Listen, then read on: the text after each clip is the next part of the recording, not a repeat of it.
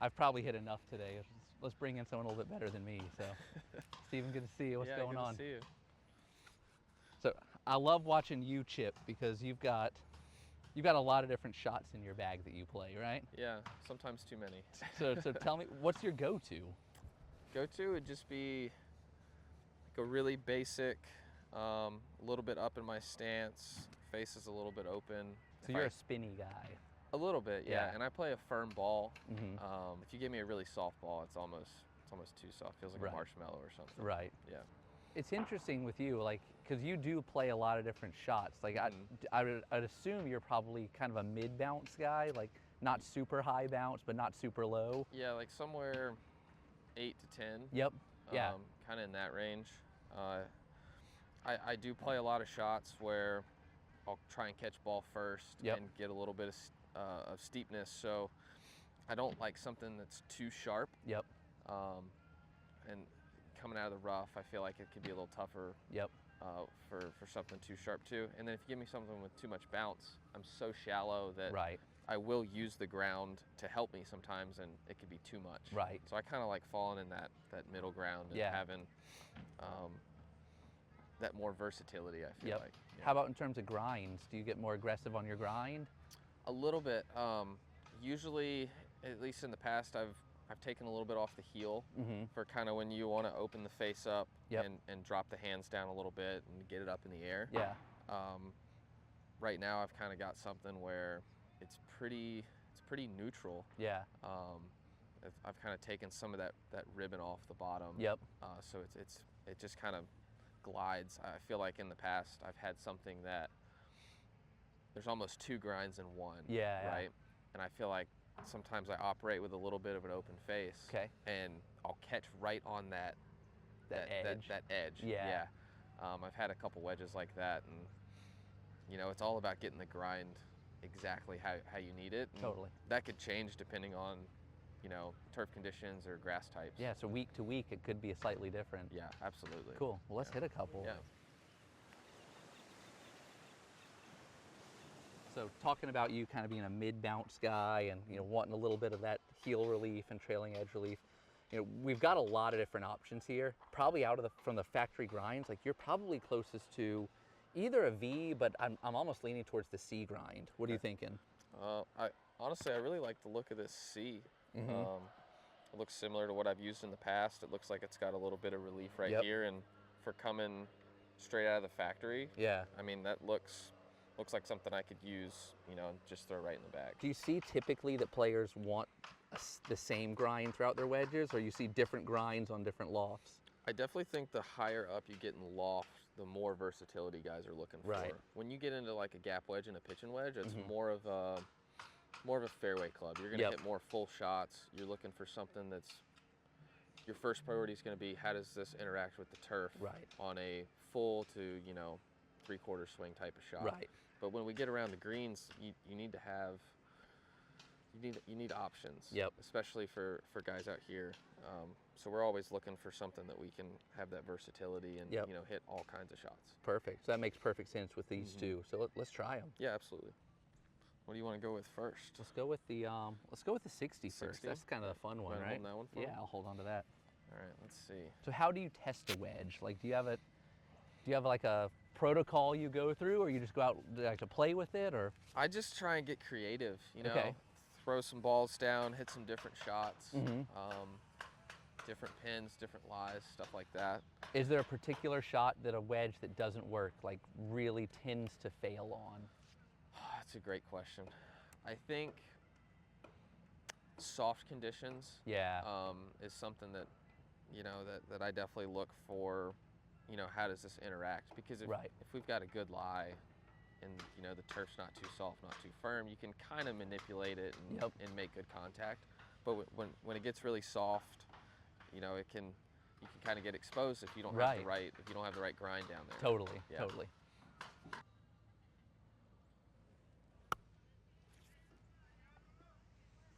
Nice.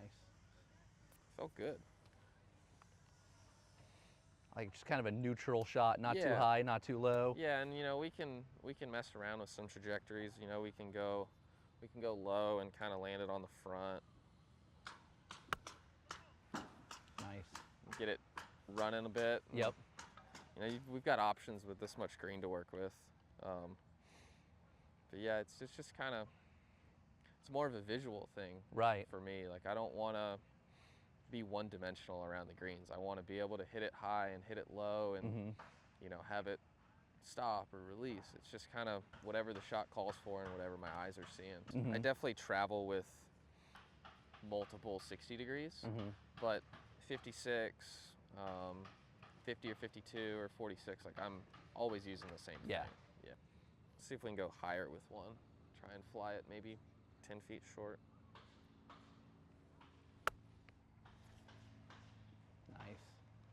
That stopped real fast. Yeah, that grabbed quick. Yeah, brand new grooves. Right. So are you a player who likes a fresh groove, or do you like a groove a little bit more worn in? Yeah, so with me hitting majority of my stock shots pretty low, I hit a lot of shots lower on the face. Yeah. And I feel like those grooves can get worn out more quickly than others. Right. So I'm not afraid to throw a new wedge in, at least the 60 degree, pretty regularly. I mean, I might play 4 to 6 events with a 60 degree before I'm looking at it. I'm like, I could probably get something new. I like this copper. It's cool. Yeah. Maybe go a little higher and fly it further. More like that. So it's all just taking the question out. Like, if the question is how it's going to bounce and release, then absolutely just remove that question, right? Yeah, and you know, sometimes you go back to the 60. Yeah, sometimes you go to like a new golf course and you're not sure. Or maybe it rained the day before and you think it's going to be softer. Right. And you have to take into consideration what that ball's doing on the ground. Yep. That's what we're worried about. Right. I feel like we're pretty good at judging our landing spots. It's more about, can you get the right contact and then have it react properly, you know, once it starts rolling. Right. And sometimes too much spin can be, you know, spin's not always your friend on a shot like this. I'd rather it, you know, land, check a little bit, and then start rolling. Yep. So it starts rolling like a putt. I can kind of read the break and, you know, try and keep it on a high side and just have it curl in somewhere close. Right. Yeah.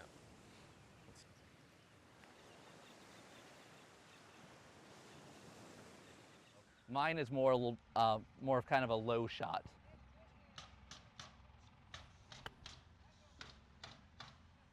And part of it too is and you're a good player, but for all amateur golfers, like, you're almost trying, you've missed the green already. Right. You don't want to make a mistake and, you know, mishit it and leave it short of the green, or have something that's just not quite right for you. You've missed the green. I mean, your goal should be land it on the green, let it roll out a bit, and try and make a par putt. Right. Like, you don't want to be chipping for par again. Right. You know what I mean? So it's something that you can find a club that can kind of help you do that. Yep.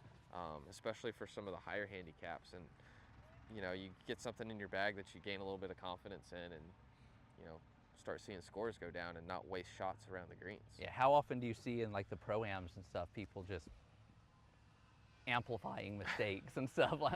You definitely see some stuff. You can kind of tell when somebody gets a little uncomfortable, or you go somewhere that's a little grainy. Right. Or like short-sighted shots, things like that, people leaving them in bunkers. Right. Your best option is probably to, you know, if you're short-sighted, you know, just land it whole hot, try and land it by the pin and take whatever putt you get. It's so tempting to try to just get, like, I mean, this one's a particular one.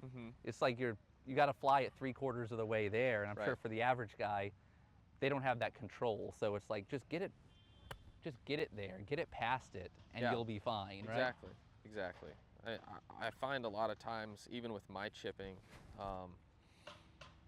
I should be more aggressive than I am, because I have a lot of chips that actually come up a bit short. And I think you watch a ball roll past the hole, and you're like, oh crap, you know, you know, it's gone too far. But on an uphill chip, you might hit it 6 feet by. Right. Okay, but if I don't hit it quite hard enough and I mishit it a little bit, it might stop 10 or 12 feet short. Right. And there's times that I've been more frustrated with hitting it 6 feet by than leaving it, you know, 10 feet short. Right. But being more aggressive Yeah. I'm going to be way better from 6 feet than I am Absolutely. from 10 feet. Absolutely. So that's something I've actually thought about to try and, you know, do a better job of next year, is maybe be a little bit more aggressive on some of the basic shots. Yeah. So, Well, and that's one thing. It's like when you watch players of your caliber, it's like how often you leave it close to pin high is so impressive. Like, I feel like, you know, going to an event and just watching people, it's like, if I always see, oh man, it looks like that's going long. No, it's actually good. Versus amateurs, you know, playing with our buddies, I'd say 90% of shots come up short, if not higher than that. Right. So I think there's a lot to be learned for just getting it to the hole. Yeah, especially when you're, like I said, when you're short-sighted, give yourself a putt. Right. You're going to be so much better with a putter in your hand than another chip. Absolutely. Yeah, Absolutely. every time. So I'll try. This will be fun. I'm gonna Yeah, try. I'm gonna try to go high to the green have too. the high We'll one? see how bad that goes. It won't go as high as yours, but Let's see what you got. oh. There we go. Cut. Yeah, you got to knife one of them. That was That was perfect. it was a little low. Just a little bit It low. was a little low. Let me stand back here. Yeah, let me try that again. There you go. Most Improved Award. Yeah, right. So I can get away with that. for these, if I were to, Yeah. not that I was paying too much attention to what you were doing, but Tell me what to do, please. I feel like when you're trying to hit it really high like that, it's very specific, but you want to feel like your hands are almost stopping Okay. here, and the club head keeps going, because Okay. that's going to keep loft on the club and expose the bounce for you. Yeah, yeah. So feel like it's kind of a flick feeling, Okay. but you can be aggressive and use the ground. Yep. Because it's not going to dig. Right. Like, you can see that. Like, it's Yeah, there's not, so much bounce exposed. Yeah, it's not going to dig. It's not going to take any turf away. Yep. So you can trust that that club's going to do what it's designed to do. Mm-hmm. There you go. That was really good. That's Now a little hold it. better. Yeah, way better. So it's actually it's not as intimidating a shot if you think about, like No. you said, let the club do what it's supposed Yeah, to I do. mean, it's designed that if you expose that bounce, if you're releasing it, it's not supposed to dig. Right. And it won't. Especially when we're on good turf like this. Yeah. It's just going to bounce. It's going to, when it bounces, it's going to launch it higher. Right. As you just saw, that was higher than the one you Absolutely. hit previous. That was still a good shot, but that's going to have way more spin, and you know, it's a steeper angle of descent. It's really not that hard a shot No.